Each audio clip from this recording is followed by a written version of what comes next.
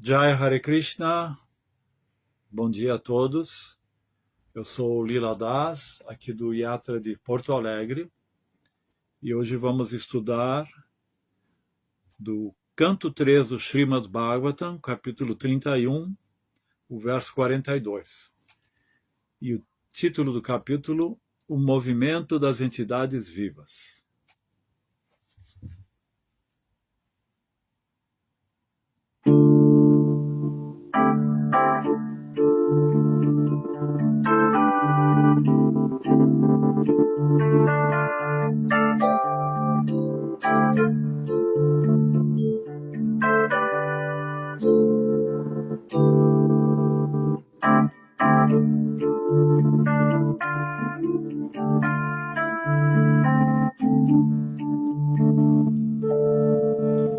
Jai Radha Madhava Jai Kunja Vihari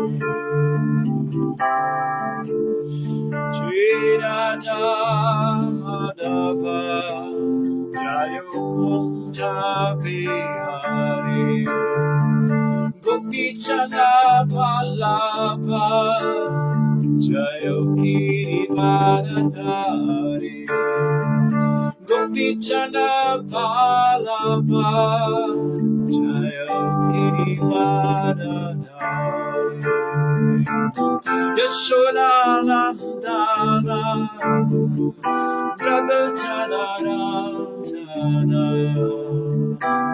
Yashoda Nandana Brahmacharya Yamuna Tira Vanachari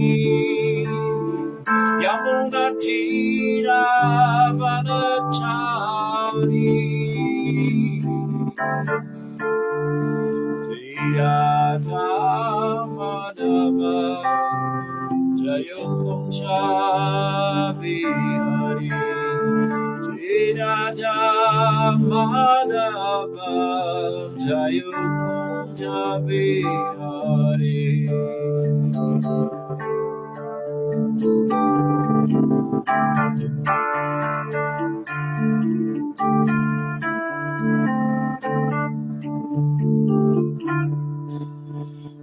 Hare Krishna, Hare Krishna, Krishna Krishna, Hare Hare,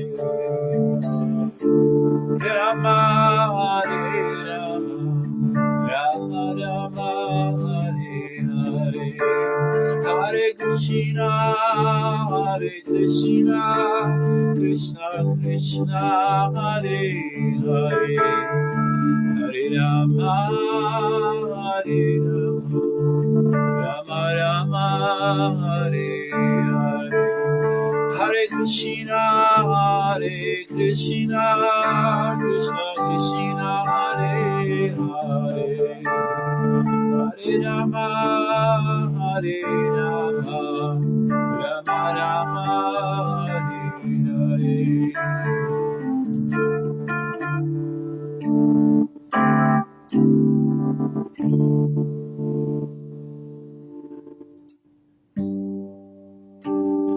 Om Namo Bhagavate Vasudevaya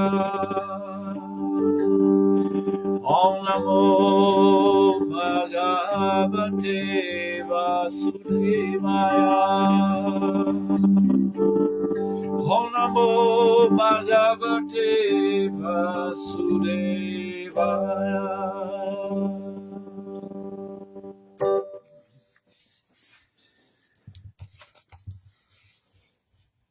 Tanatmano Viganiyat Patiya Patya Grihatmakam Daivo Pasaritam Rityum Brigayor Gayanam Yata. Tradução: portanto, a mulher deve considerar que seu esposo, seu lar e seus filhos são o arranjo da energia externa do Senhor para sua morte. Assim como o doce cantar do caçador é a morte para o veado. Significado. Nessa instrução, vou ler antes a tradução palavra por palavra. Tan, a maia do Senhor, Atmanaha, dela própria. Vigyaniyat, ela deve saber. Pati, esposo. Apatya, filhos. Griha, lar. Atmakam, consistindo em Daiva, pela autoridade do Senhor. Upasaditam, provocada. Mrityum, morte. Mrigayoho, do caçador. Gayanam, o cantar. Yatha, como. Então, agora vamos ler o significado. Nessas instruções, o Senhor Kapila Deva explica que não somente é a mulher o portão para o inferno para o homem, mas também o homem é o portão para o inferno para a mulher. É tudo uma questão de apego. O homem se apega à mulher por causa de seu serviço, de sua beleza e de muitas outras qualidades. E da mesma forma, a mulher se apega ao homem porque ele lhe dá um bom lugar para viver, enfeites, roupas e filhos. É uma questão de apego de um ao outro. Enquanto um está apegado ao outro em troca de gozo material, a mulher é perigosa para o homem e o homem também é perigoso para a mulher. Mas se o apego é transferido a Krishna, ambos tornam-se conscientes de Krishna. E então o casamento é muito bom. Srila Rupa Goswami, portanto, recomenda: Anasaktasya vishayam yatartam upasyam jataha nirbandham krishna sambandhe yuktam viragyam uchate. Do Bhakti Rasamrita Sindhu 1.2, 255. Homem e mulher devem viver juntos sua vida familiar em relação com Krishna, somente com o objetivo de desempenhar deveres e serviço a Krishna. Basta ocupar filhos, esposa e esposo, todos em deveres conscientes de Krishna, para todos esses apegos corpóreos ou materiais desaparecerem. Uma vez que o intermediário é Krishna, a consciência é pura e não há possibilidade de degradação em tempo algum. Om Jnana-timirandasya Gyaranjana Chalakaya Chakshurmilitam Adhyena Tasmai Shri Gurave Namaha. Nasci na mais obscura ignorância e meu mestre espiritual está iluminando os meus olhos com uma chota de conhecimento, por isso lhe rendo minhas mais humildes e respeitosas reverências.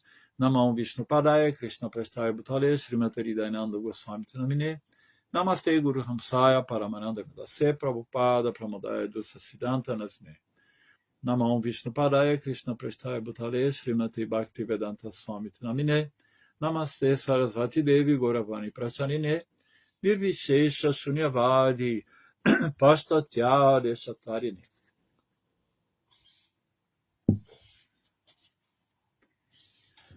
Então, aqui contextualizando esse verso,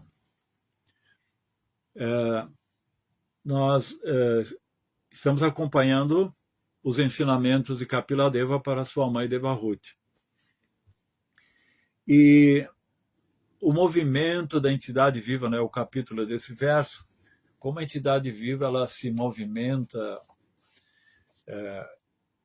e esse movimento está sendo explicado desde a queda da entidade viva aos mundos infernais, a volta da entidade viva para a condição de vida humana. Aí foi descrita toda a embriogênese e que no 7º dia a alma se tornou consciente da sua situação miserável, orou para o Senhor e prometeu não se envolver mais com os apegos materiais, causa de todo esse infortúnio. Porém, depois que essa alma condicionada sai do ventre da mãe, ela começa a sua identificação, ela tem o esquecimento. É como se ela retomasse tudo o que ela deixou antes de cair numa condição infernal. Porque é isso que acontece. Quando a alma volta, ela volta onde ela estava. Então ela tem que retomar tudo. E nisso é claro que ela vai instintivamente se identificar com o corpo. E aqui, dessa identificação com o mundo material externo, com a identificação com o corpo, ele vai agir dentro desse paradigma. Uma vez que ele acredita que é o corpo, ele vai buscar a satisfação, como a alma condicionada, por definição ontológica, é Satitananda, e Ananda significa que o prazer, a busca pelo prazer depende da sua natureza. Então, se ele está identificado com o corpo, ele vai buscar o prazer relativo ao corpo. Se ele está consciente de que ele é alma, ele vai buscar prazeres dessa natureza, prazeres espirituais. Mas a grande maioria das almas condicionadas está identificada com o corpo. Então, aqui, Kapiladeva está apresentando esses perigos, né? Por isso é usado esse termo, que a forma feminina é a porta para o inferno para o homem, e a forma masculina é a porta para o inferno para a mulher. Aqui ele usa a palavra inferno porque justamente dentro desse contexto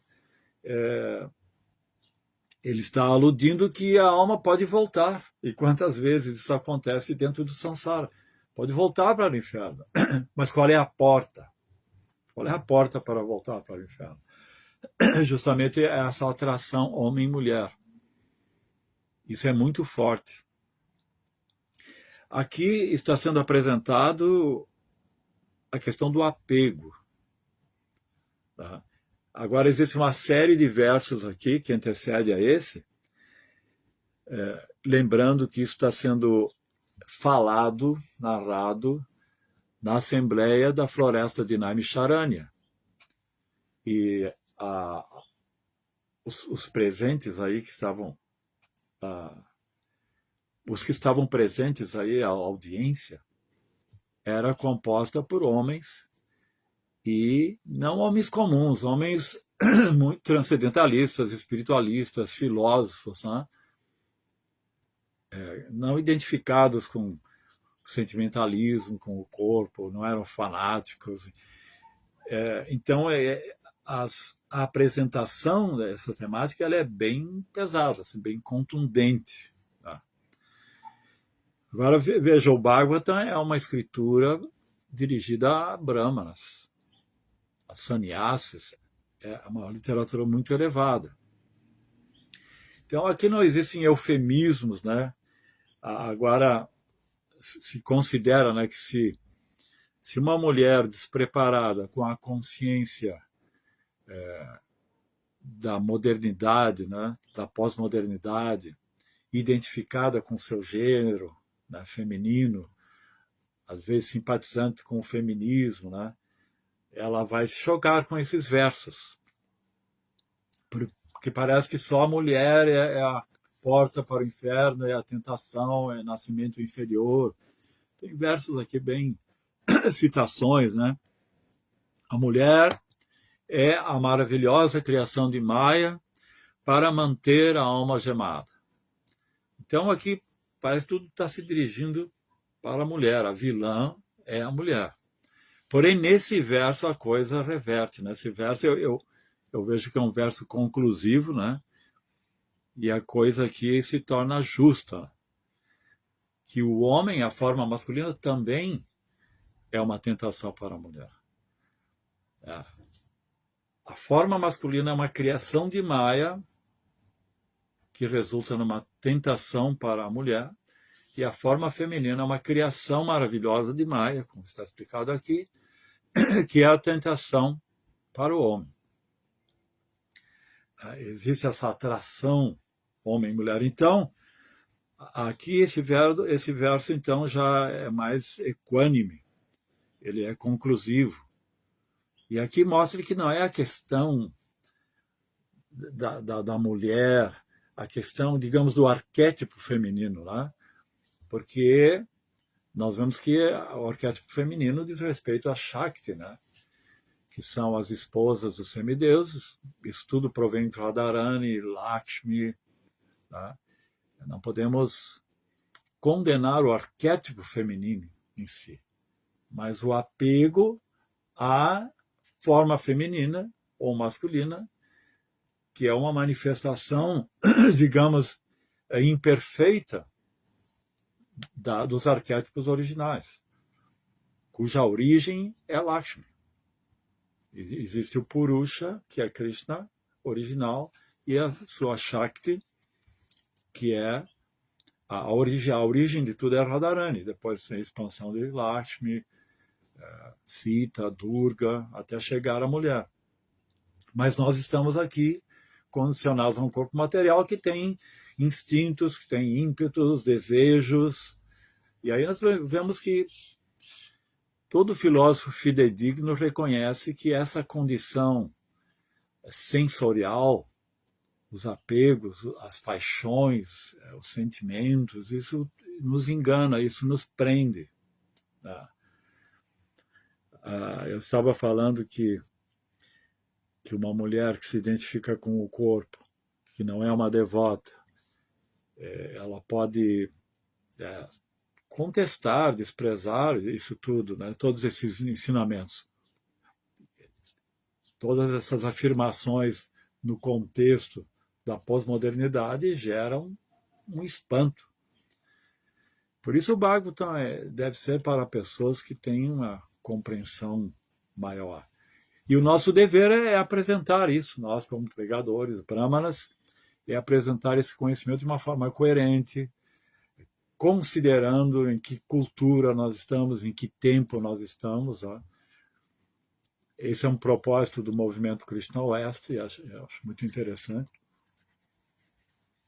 Considerar que nós estamos no Ocidente e conhecer essa cultura, conhecer a tradição filosófica dessa cultura, saber lidar com tudo isso e poder, de uma forma coerente, aplicar esse conhecimento. Foi o que Prabhupada fez quando veio para o Ocidente. Ele fez adaptações, sempre mantendo a essência, o Siddhanta védico, mas adaptações necessárias, porque ele foi inteligente o suficiente para entender que o Ocidente é bem diferente do Oriente. E nós temos que dar continuidade a isso, porque do tempo que Prabhupada, da época que Prabhupada esteve aqui até agora, muita coisa mudou e nós temos que continuar sendo coerentes. Então, a questão não é só também a atração sexual, que pode ser a perversão, que pode ser a tentação, mas pratos sofisticados, o comer, o dormir, o defender-se, o buscar poder, buscar fama, né? Buscar essas opulências, sempre visando a gratificação, inclusive buscar conhecimento acadêmico, conhecimento filosófico para poder ser admirado, para poder ser respeitado, até para poder enriquecer. Então, tudo isso são perigos que essa alma, claro que se ele tiver um bom punya, né, ele vai saber se proteger disso, mas se ele já vem de outra vida com muitos apegos, ele vai cair. Por isso que diante de um ensinamento, nós temos 4 atitudes, do mais inteligente ao menos inteligente. Então, o mais inteligente é aquele que aprende escutando. Depois é aquele que aprende observando. Se ele tem algumas dúvidas, ele observa que não aplicar as leis, o Dharma, as leis divinas, né, não agir corretamente vai causar transtornos. Como, por exemplo, podemos apresentar esse dito popular, o crime não compensa. Então, a pessoa inteligente, ele ouvindo que não compensa, ele pode, com sua inteligência, saber logo por que não compensa. Mas a pessoa que tem alguma dúvida, ele vai observar que há pessoas que incorreram em atividades criminais ou pecaminosas se deram mal. Então ele vai se afastar disso. Mas tem a grande maioria, as almas condicionadas, elas vão ter que realizar, tem apego. Elas acham que, no caso particular dela, ela vai saber lidar com isso. É o falso ego que vai atuar. Um criminoso pode dizer, ele se deu mal porque ele não soube fazer a coisa direita, mas eu sou mais inteligente e vou fazer o crime perfeito. E uma quarta categoria, que é aquele que não tem jeito, né? Como criminoso, que tem que sofrer muito para aprender. Aquele que vai preso, não relaciona ou reflete por que foi preso e que vai ser preso de novo, acha que vai ser esperto a próxima vez. Então, quando se vem de outra vida, mesmo saindo dos mundos infernais, conforme o seu legado, a sua conquista, você vai ter uma maneira de agir diante do conhecimento, né? da religiosidade, porque você nasce numa sociedade que é onde se preconiza pelo menos a moral, a ética, a religião, para não falar no Sanatana Dharma, né, que é a proposta do movimento Hare Krishna, é o Sanatana Dharma, é o serviço devocional. Então, conforme você vem de outra vida, a conquista que você teve, em termos de consciência, você vai agir. E se você não tem nenhum preparo, você vai cair novamente. Também é dito que a vida familiar é um poço camuflado. Às vezes um poço abandonado está camuflado, assim, cresceu o capim, a relva, e você cai. E depois não consegue mais sair. Agora, esse verso aqui, ele é um... Ele mostra bem como a consciência de Krishna não é radical em relação ao relacionamento homem-mulher, casamento, a vida sexual, a consciência, o desejo. A consciência de Krishna, ela ensina que é possível e natural ter desejo, buscar o prazer, mas é importante que Krishna esteja nisso. Por exemplo, o casamento homem e mulher. A união de homem e mulher, ela é conflitante em muitos aspectos, porque o homem tem o seu karma, a mulher tem o seu karma, né? Seus apegos, os seus anartas, e isso vai conflitar. E o gênero de cada um, homem e mulher, são forças antagônicas, por natureza, como o yin e o yang, por exemplo. Tá? E vai haver conflitos. Tá? O ego da mulher, o ego do homem, a tendência de dominar, a tendência de fazer do outro servo, ou até um objeto para o seu desfrute, vai acontecer na relação homem e mulher. Por isso que no início do relacionamento existe como Platão afirmava, você deseja aquilo que te falta, porque aquilo que não te falta você não deseja. Então, essa busca homem e mulher, né, você está procurando aquilo que te falta, uma companhia, o sexo, né? Porém, isso no começo pode existir um acordo, né? Você me satisfaz, eu te satisfaço, um precisa do outro, mas depois vem o tédio, depois vem o vazio, porque a alma busca muito mais do que isso. E quando num casal, como está explicado aqui, Krishna está no centro, esse é o segredo, que apesar desse antagonismo, que são diferenças, se há algo que é uma unidade, né? A unidade na diversidade. O homem e a mulher, que são diferentes, condicionamentos conflitantes. Quando ambos estão focalizados numa mesma meta, que é Krishna, por isso que um casamento de devoto é um casamento a três, homem, mulher, Krishna no meio. Então tudo vai convergir para Krishna. tanto o desejo de ambos é servir a Krishna, como os ensinamentos de Krishna podem desfazer os conflitos naturais dessas diferenças. Porque Krishna significa a consciência, o conhecimento. Ele é pedagogo perfeito, ele vai ensinar por que o esposo está errado nesse departamento, por que a esposa está errada naquele departamento. Então vai ser promovida a harmonia. Homem e mulher, então, vão buscar uma unidade. E essa unidade é o que vai promover a harmonia. Isso é o que vai promover, e essa unidade é Krishna. Existe um mito na tradição grega, que é o mito do andrógeno. Platão explica isso.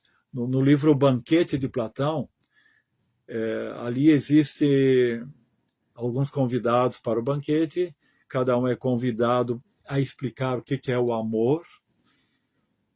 Depois tudo isso é concluído com a explicação de Sócrates, mas um deles, ele explica que esse mito, ele apresentou o mito do andrógeno, que originalmente não existia homem e mulher, mas existia um ser andrógeno que incluía homem e mulher juntos. Tinha uma forma, esse ser teria uma forma esférica, porque a esfera é vista como a forma mais perfeita. Tá? Todos tinham 4 braços, 4 pernas, 2 genitais, 2 faces. Né? E eles, por eles estarem unidos, eles tinham muito poder. E esse poder levou a eles ao desejo de dominar Zeus, que Zeus equivale a Indra para nós, né? Que é o deus dos deuses. E Zeus, percebendo que eles estavam com esse intento absurdo, amaldiçoou-os a separarem-se.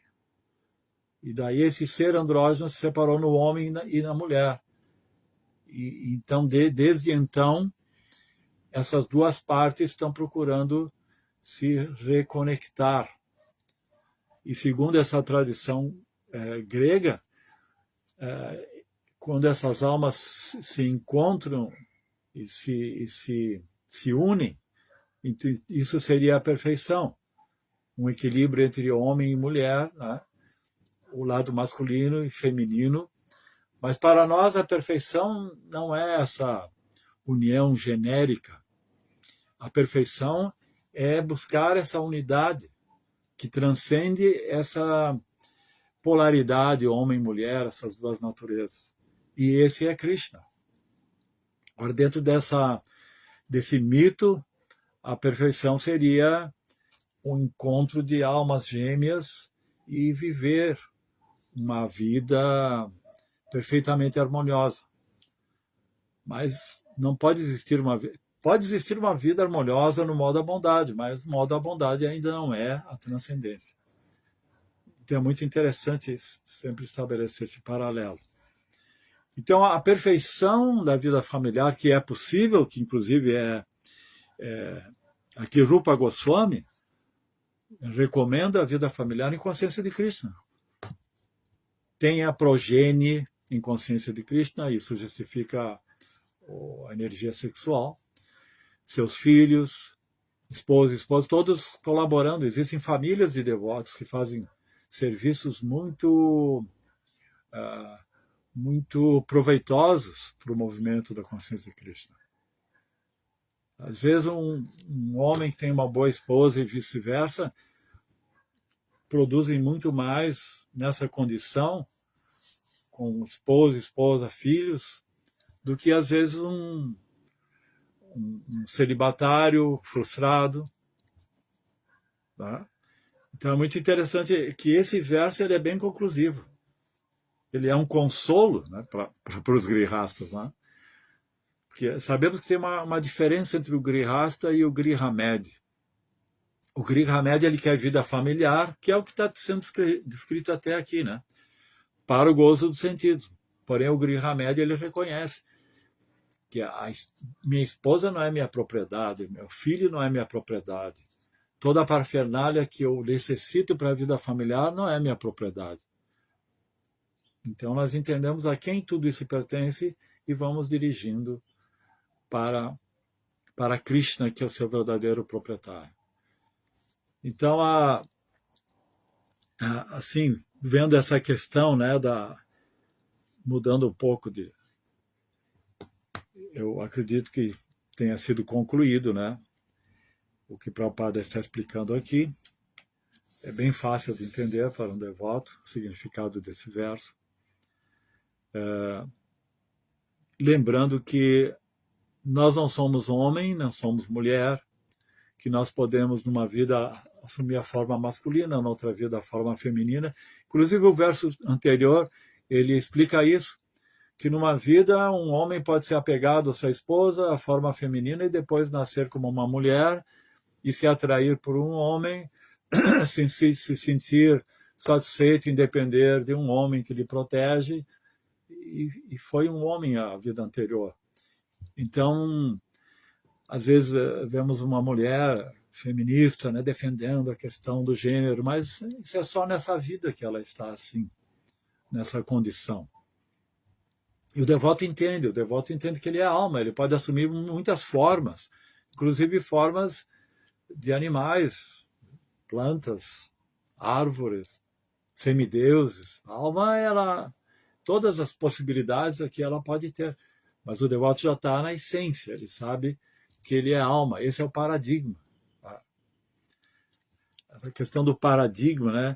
Existe um filósofo contemporâneo, Wittgenstein, ele defende essa questão do paradigma. E eu estava vendo que a pessoa que se identifica com o corpo, ele está dentro do paradigma do corpo, então ele vai viver segundo essa concepção a vida inteira. Uma mulher que está dentro do paradigma da mulher, já um devoto está dentro do paradigma que eu sou espírito, não é? Se eu sou espírito, o que eu sou? Satchitananda.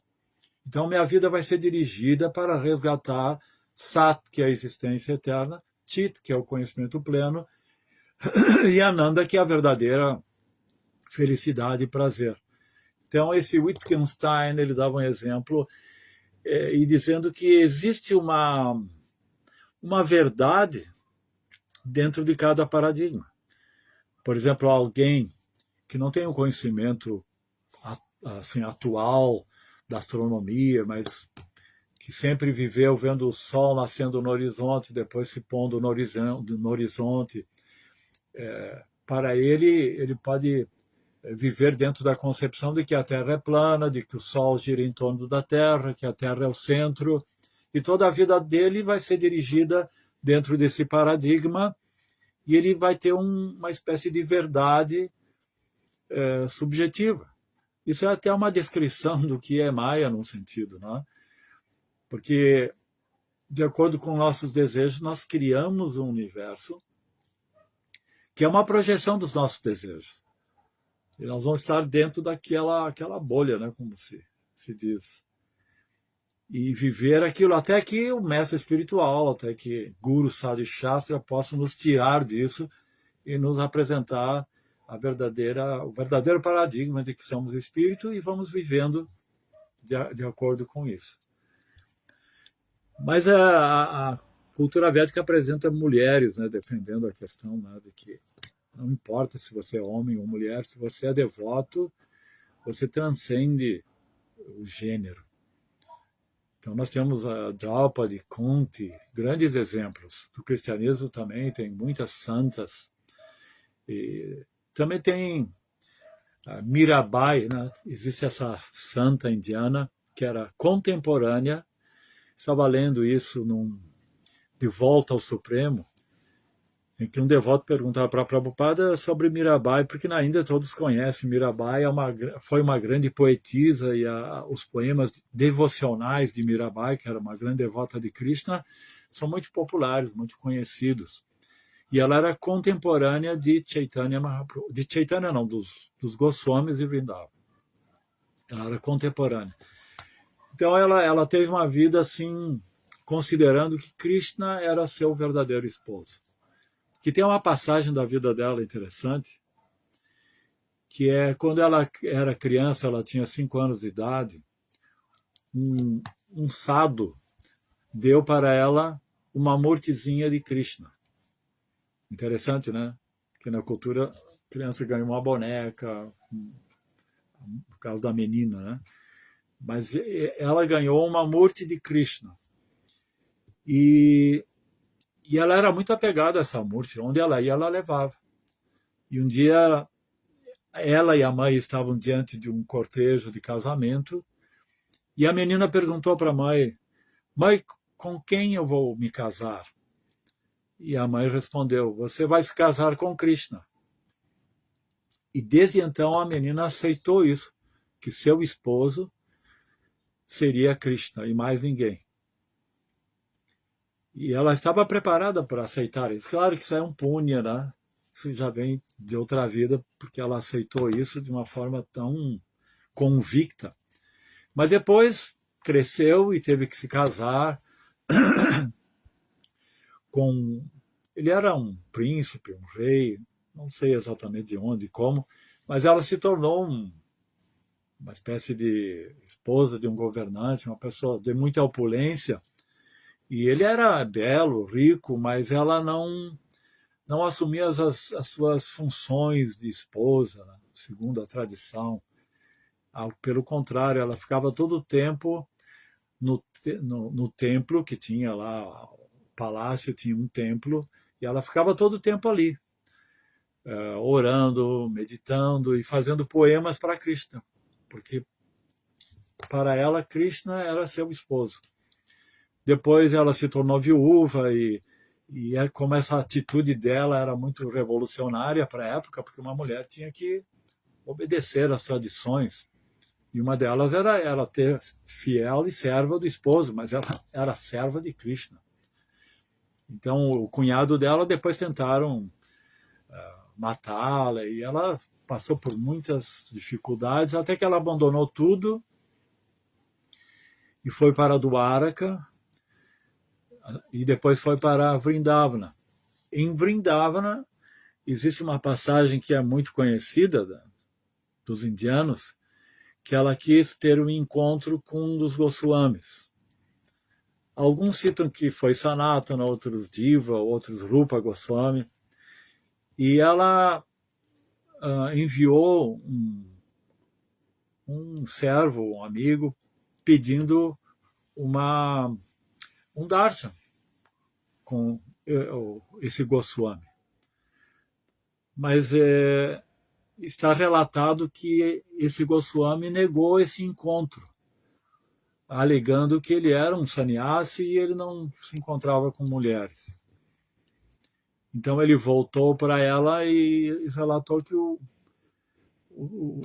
Goswami não aceitou porque ele era um sannyasi e não contemplava mulheres, não conversava com mulheres. E ela ficou indignada com isso. E mandou uma mensagem do seu amigo, servo, para o Goswami. E essa mensagem era de que eu achava que em Vrindavana só existia um Purusha, só um homem. Mas agora vejo que existem dois. E aí, quando ele ouviu isso, ele entendeu a profundidade dessa afirmação, e então teve um darshan com ela. E alguns dizem que depois ela se tornou uma discípula, porque o que Prabhupada comentou a respeito dessa passagem é que não há uma certeza de que isso realmente aconteceu, mas o ensinamento disso é muito interessante, porque, na verdade, o que ela quis dizer é que só existia um homem em Vrindavana, um Purusha, que é Krishna. Que nós, como entidades vivas em relação a Krishna, somos todos femininos. Então ela disse, me parece que se você não me aceita, me vendo como mulher, você está se identificando com o homem, e só existe um homem em Vrindavan, que é Krishna. Então, agora eu vejo que existem dois Purushas. Porque nesse momento, segundo ela, ele teria que entender que ela é uma alma espiritual feminina e ele também seria uma alma espiritual feminina, e que todos nós, tanto homem e mulher, em relação a Krishna, somos femininos. Então, essa é uma passagem muito interessante. E isso que o homem tem que ver, né? Pode ser que eu sou homem, né? Mas em relação a Krishna, nós somos Shakti de Krishna. Somos para ser desfrutados por Krishna. E Prabhupada dizia que ela tinha uma devoção muito elevada. Ele considerava que realmente ela era, embora ela não esteja dentro da tradição da Gaudiya Mata, porque ela não tem uma sampradaya, ela simplesmente, espontaneamente desenvolveu essa devoção por Krishna, uma Madhurya Rasa, né? Mas ela não tem, então ela não é assim considerada, ela é respeitada como uma devota, até a Prabhupada considerou uma grande devota, né? Um nível muito elevado de devoção ela conseguiu, e a vida dela toda foi um exemplo de tudo que ela renunciou, de o tanto quanto ela estava absorta em Krishna. Mas eu queria falar isso, né? Que isso é uma resposta muito sábia, mesmo para um devoto que se identifica como homem, né? Em certos contextos. Porque Prabhupada considerou muito a questão da mulher, aceitou as mulheres nos templos, deu abrigo, aceitou dar iniciação de Brahmana para mulheres, e essa é uma visão Vaishnava. Inclusive, um dos pontos que Prabhupada mencionou, que talvez não tivesse acontecido esse encontro, é a atitude de um Goswami, porque um Goswami, dentro da tradição Vaishnava, ele não deixaria de pregar para uma mulher. Claro, em condições, tá? Mas ele não discriminaria isso. Senão, Prabhupada também teria discriminado no sentido de não aceitar mulheres em templos, de não dar a iniciação bramínica. Então, tem todas essas questões. Agora, eu estava vendo que essa questão do perigo da alma se atrair pelo sexo oposto, pela luxúria, pelo apego, pelo desejo, que por extensão seria uma identificação com o corpo, com os sentidos, né? Que isso resultaria num hedonismo. Muitos filósofos aqui no Ocidente também condenam isso. E um filósofo bastante conceituado é Schopenhauer. Schopenhauer foi o primeiro filósofo ocidental a valorizar, a estudar os Upanishads, também os ensinamentos budistas. E ele se deparou, então, com essa questão. E ele dizia que nesse mundo só existe sofrimento, que mesmo que nós chamamos de prazer, é um alívio do sofrimento, que é algo, tanto o budista como o Vaishnava, o hinduísta, ele vai defender isso. E ele ensinava que essa atração homem-mulher é uma armadilha da energia material. Ele chamava isso de vontade, que a energia material ela tem uma maneira de ser muito poderosa que captura a entidade viva para que ela se mantenha. É uma estratégia da energia material para que ela possa fazer uso da entidade viva e dar continuidade à sua realidade, à sua existência. O que Schopenhauer falava, explicava como essa vontade, essa maneira de ser da matéria, irracional, inconsciente, segundo ele, nós entendemos que são os modos da natureza. E se uma pessoa está identificada com o modo da paixão, ele vai ser um servo de Rajas, que nós sabemos que arquetipicamente existe Brahma, Shiva e Vishnu. e os 3 modos da natureza. E as entidades vivas podem servir a Vishnu como Vaishnava, mas também pode servir a Brahma no seu processo criativo e Shiva no seu processo de destruição e renovação. Que quando uma alma não está servindo a Vishnu, ela está servindo outros modos da natureza. Ninguém deixa de servir. Então essas almas na paixão e na ignorância são capturadas pela energia material para dar continuidade, porque só a matéria em si não pode fazer nada. Muito interessante essa colocação. Mas ele defendia que a alma tem que se liberar desses instintos, desse poder que a matéria exerce sobre nós. Então ele apresentava o ascetismo, porém de uma forma impessoal, a exemplo dos budistas, que seria negar o desejo, né? Mas o Vaishnava ele tem já outra colocação, que você vai buscar, na verdade, um desejo superior. Também nós temos Kierkegaard. Kierkegaard, ele defendia, ele foi o fundador do existencialismo, mas ele era cristão. Então ele defendia que existe um nível existencial em que a pessoa é hedonista, que é o que está sendo falado aqui. A pessoa se identifica como corpo, vai buscar o desfrute sexual e todos os desfrutes que a matéria possa nos oferecer. Desculpe.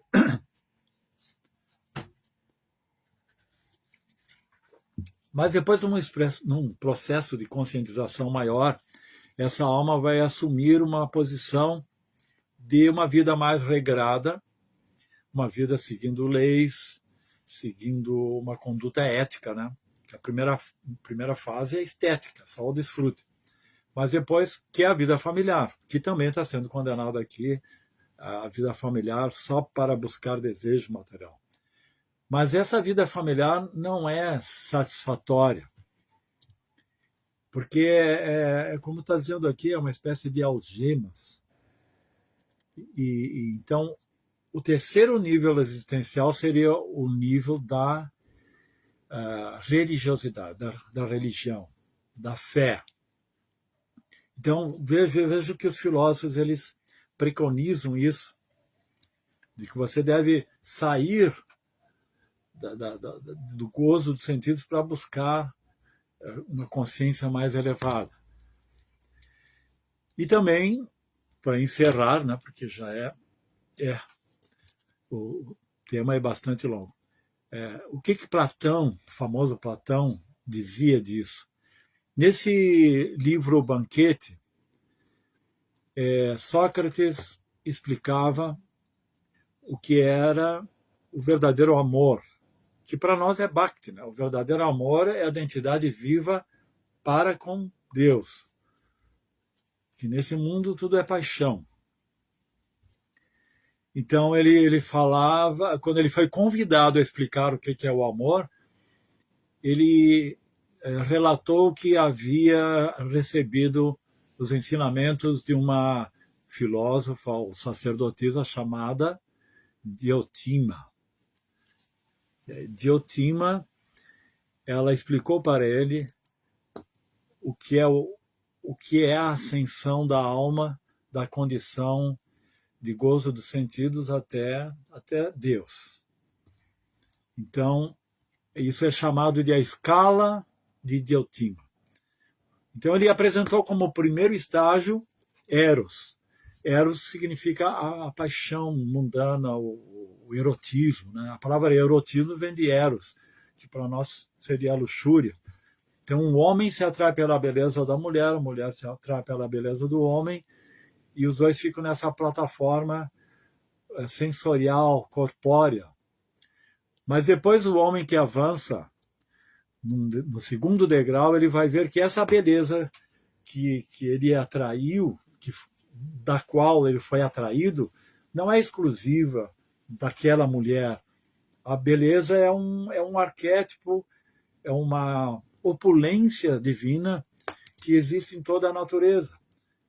Então ele vai ver a beleza como universal, como independente daquele corpo específico. Então a consciência dele já está se expandindo. Depois ele vai ver que a beleza, porque os gregos eles associavam muito a beleza à pureza, à sabedoria. E nós podemos ver, né, que por que os semideuses são tão belos? Por que os devotos têm essa beleza interior? Porque estão, quanto mais próximo de Krishna, mais belo. Mais tu vai ter as opulências. Então, os mundos celestiais, tudo é mais belo porque está mais próximo de Krishna. E quanto mais você se afasta, menos belo. Então, aqui é o caso de um homem que está atraído por uma beleza da mulher, mas depois ele vai ascendendo e vai vendo que essa beleza está presente em várias dimensões. E depois dele ver que essa beleza é um arquétipo universal, ele vai encontrar a beleza nas verdades universais, que é, por exemplo, a matemática, a geometria, que são verdades que estão em toda parte. Os filósofos valorizavam muito a matemática, a geometria, porque ali são verdades. 2 mais 2 é sempre 2 mais 2 em toda parte, não é relativo, não é subjetivo. E eles valorizavam muito isso. Por isso que os cientistas ainda hoje tentam traduzir as suas descobertas numa fórmula matemática, como mc igual a 2 de Albert Einstein, por exemplo, Isaac Newton, e assim, porque a matemática tem essa beleza de ser universal. Depois a beleza interior, né? Porque vejam que da atração pelo corpo da mulher, ele foi buscando belezas mais sutis em outras dimensões, e ele descobriu que a beleza maior é interior, através da virtude, da caridade, da justiça, e depois a beleza da sabedoria, da filosofia, do conhecimento universal, perene, do logos. Nós temos essa beleza do conhecimento, tudo que foi falado por Krishna, Guru Sadi Shastra, e finalmente ele encontraria a beleza original, a beleza pura, no seu grau mais elevado. E aqui eu estava refletindo que essa escala de Diotima, porque nós devotos sempre vamos fazer um parâmetro com conhecimento védico, mas essa escala de Diotima vai te levar até Lakshmi, porque o arquétipo da beleza é Lakshmi, e não só a beleza, como as 6 opulências. E tudo isso está a serviço de Krishna. Então, essa escala de Diotima vai te levar até Lakshmi. Mas o devoto sabe que Lakshmi é Shakti de Vishnu. Então, muito interessante, né, tudo isso. Como o conhecimento védico ele te dá clareza para tudo que você olha. O conhecimento védico ele pode te dar a posição, a perspectiva correta, o grau de alcance dos filósofos desse mundo, cientistas, né? Essa é o grande misericórdia que Prabhupada nos trouxe, né? Essa fórmula de como receber e ter o discernimento do verdadeiro conhecimento. Então, já é todas as glórias, obrigado pela presença de todos. Aqui eu vou ler. Pedro Paulo Gomes Mirim. Haribol, Hare Krishna, Paravyoma Das, obrigado pelo convite. Haridarshana, Harinath e todos os devotos que fazem parte desse programa. Agora eu vou tentar ler alguma pergunta, alguma colocação.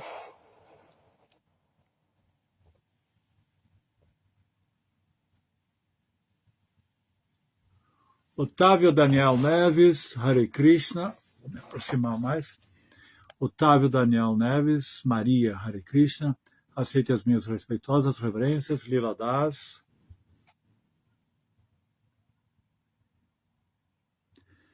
Pedro Paulo Gomes Mirim, Jai Prabhu, reverências, Hare Krishna.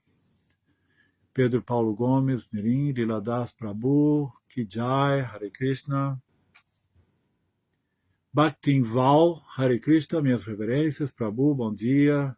Hare Krishna, Haridarshana Das. Srila Prabhupada Ki Jai, reverências, Lila Das, Haribol. Pedro Paulo Gomes.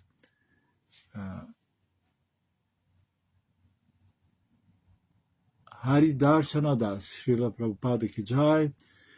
Jai Prabhu, por favor, diga o canto, o capítulo e o verso. Eu falei no começo, não sei se não gravou, né?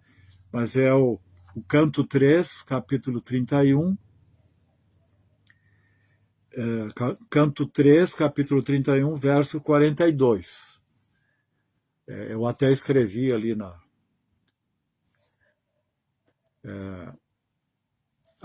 Adilila Devidasi, Hare Krishna.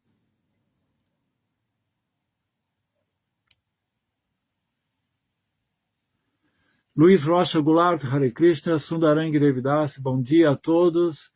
E a todos, Hare Krishna, minhas reverências, Prabhu. Pedro Paulo Gomes Marim.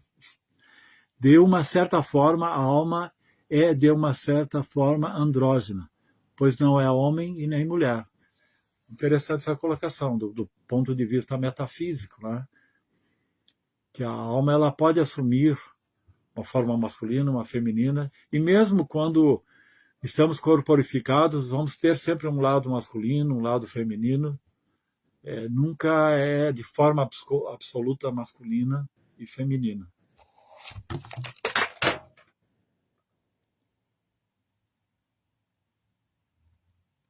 Vamos ver aqui. Marcelo Magalhães, como podemos garantir alguma segurança espiritual nesse mundo tão perigoso como o nosso? Essa é uma pergunta clássica, né? Que a segurança é estar bem associado, né? O devoto sempre entende que a boa associação é a segurança. Porque muitas pessoas se sentem inseguros e com medo, porque é medo do quê? Do seu mau karma. Quando uma pessoa tem um mau karma ou dívidas pendentes, significa que vai ter que ter realizações e passar por provações. Mas se você tem boa associação, você está protegido. Por isso, Prabhupada criou esse movimento justamente para sermos protegidos. E você deve buscar essa proteção, buscando tudo que você absorver na sua vida tem que ser em relação a Krishna. Literatura, o alimento, as atividades.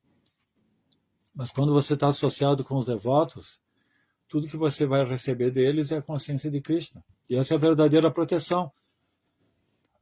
Existem os 9 estágios até chegar em Prema. O primeiro deles é a fé. Você vai ter que ter a fé.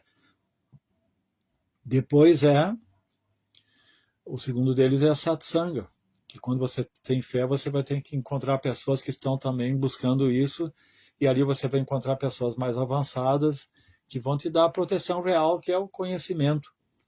Qual é a maior proteção que nós podemos ter? O verdadeiro conhecimento, que te impede de agir de tal forma cuja reação vai te trazer sofrimento.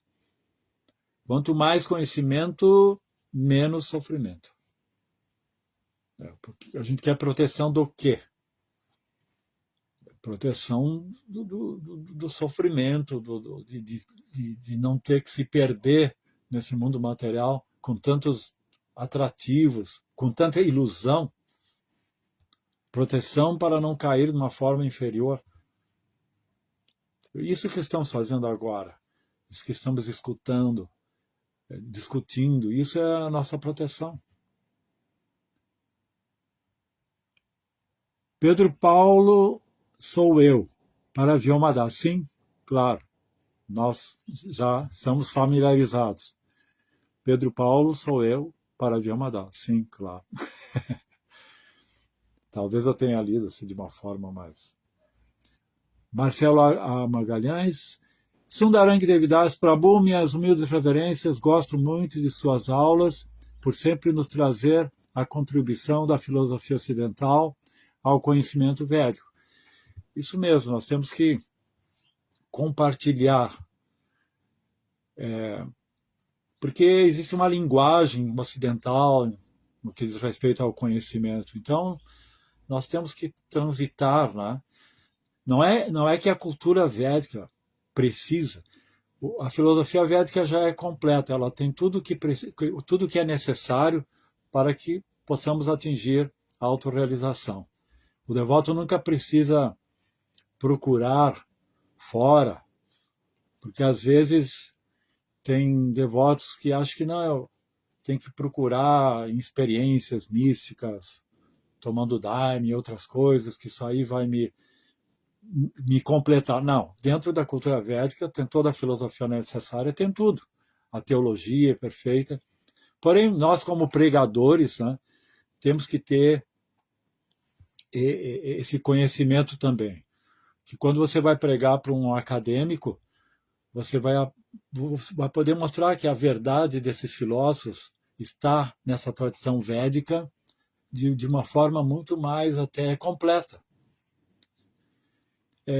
A nossa civilização atual está muito condicionada pelo positivismo, essa concepção de que a humanidade, tanto Hegel, sim, Hegel, e qual é outro filósofo que eu sempre esqueço o nome, agora não lembro, mas que se alguém lembrar o filósofo do positivismo, ele defendia que agora a humanidade está vivendo um progresso. Tá?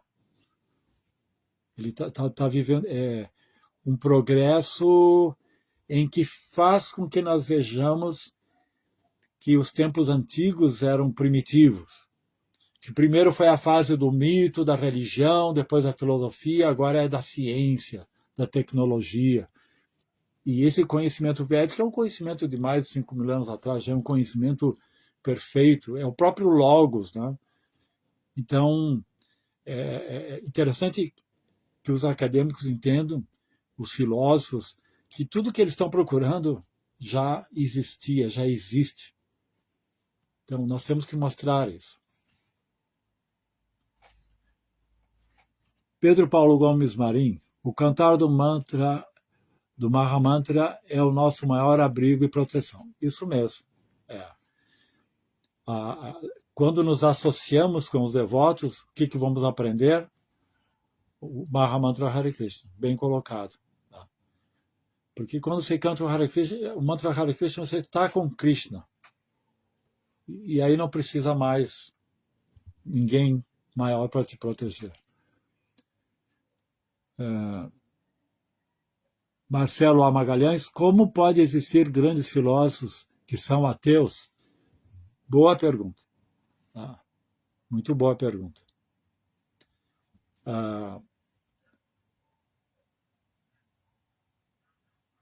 Eu estava tentando lembrar, mas o Clemente de Alexandria, que foi um dos primeiros filósofos e teólogos cristãos da escola de Alexandria do século III, se referindo a Platão, que não era ateu, mas a visão dos filósofos é quase um ateísmo, porque os filósofos eles têm um Deus necessário, um Deus filosófico.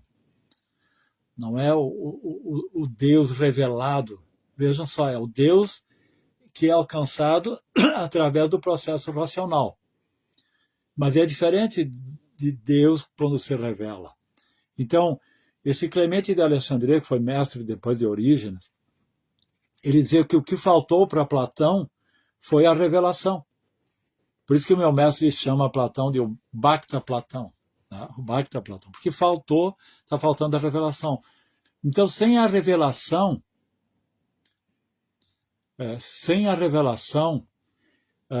nós não podemos entender realmente como Deus é. Então, muitos filósofos são muito inteligentes, muito sábios, muito inteligentes, mas são ateus. Eu conheço, que eu escuto aulas de filosofia, muitos professores, mas são ateus porque eles não têm a revelação. Essa revelação, ela depende da atitude de quem busca o conhecimento. Por isso, eu estou tentando lembrar uma passagem da vida de Sócrates, né? que perguntaram para Sócrates por que você tem esse conhecimento, e se esse conhecimento fosse dado aos governantes, aos políticos, tudo seria diferente. E ele falou que a mãe dele era parteira, né? Então, esse conhecimento, sim, agora eu lembro o que Sócrates falava, que o método de Sócrates era chamado de maiêutica, porque a mãe dele era parteira. Então, a mãe dele fazia com que a criança nascesse, ela ajudava no nascimento da criança. E Sócrates tinha essa metodologia, porque quando ele desafiava as pessoas, perguntando o que é justiça, o que é bondade, as pessoas respondiam, mas de acordo com como elas compreendiam isso. E ele questionava e elas viam que não era bem aquilo, e depois questionava o questionamento, até a pessoa entender que o que ele sabia não era realmente uma verdade definitiva, que ele tinha que meditar mais e buscar mais para poder dar uma resposta certa. Isso é uma maiêutica. Então, a resposta que ele deu para os discípulos é de que minha mãe era parteira, mas ela não conseguiria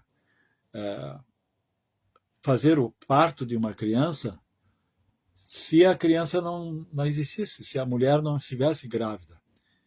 Então, ele dizia que em relação a fazer com que esses filósofos e ditos acadêmicos entendessem o verdadeiro conhecimento, que é Deus, que é o Sanatana Dharma, e que os impediria de ter uma postura ateísta, seria isso. Você não pode fazer nascer uma criança se a mãe não está grávida. Então você não pode fazer, por mais sábio que você seja, é como o ditado, você pode levar o burro até o rio, mas não pode obrigar ele a beber a água. Então não pode fazer esse conhecimento nascer por parte de quem, como diria, não tem o punha, não tem o desejo, não tem a pureza necessária. Interessante essa colocação, Mário A. Magalhães. E o que o Hari Darshana respondeu é Auguste Comte. Não sei porquê, mas sempre me dá um branco quando eu tento lembrar o nome de Auguste Comte. Auguste Comte, ele era o pai do positivismo. E ele dizia que religião é coisa do passado, isso é coisa de mitologia. E meu mestre, Acharyadeva, ele diz justamente que quanto mais para o passado você vai, mais sabedoria você vai encontrar na ótica da busca da espiritualidade. Eu acho que não tem mais ninguém. Aqui tem o Sítimas Reverências. Então é isso. Então, obrigado pela presença de todos. Hare Krishna. Tenham um bom dia.